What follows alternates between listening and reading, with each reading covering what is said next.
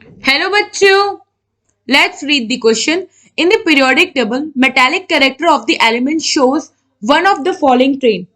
Option A, decrease down the group and increase across the period.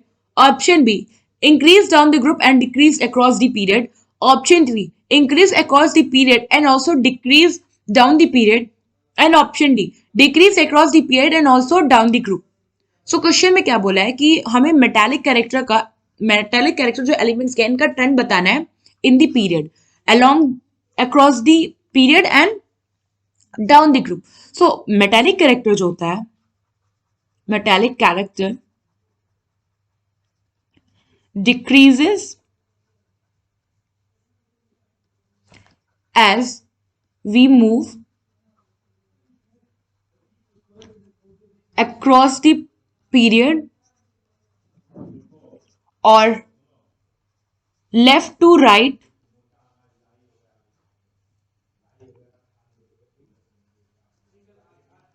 the period. Because होता क्या है कि जैसे आप जाओगे अपने left right towards periodic table में, तो जो एलिमेंट होते हैं वो क्या करते हैं, वो कोशिश करते हैं कि वो इलेक्ट्रॉन गेन कर ले जल्दी से जल्दी और अपना वैलेंस शेल को कंप्लीट कर ले, फुलफिल कर ले, एज कंपेयर विथ कि वो इलेक्ट्रॉन लूज करे और अपने वैलेंस शेल को अनफिल करे. सो metallic character decreases as we move across the period or left to right the period because atoms more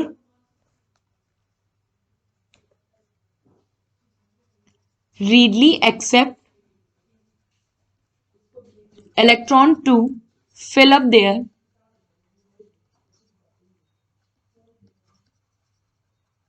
valence shell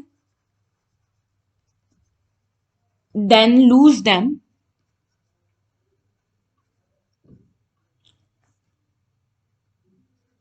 unfill their valence shell.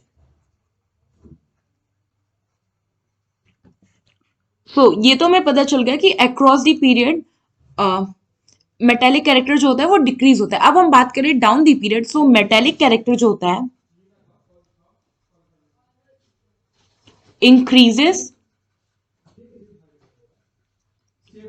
Down the group.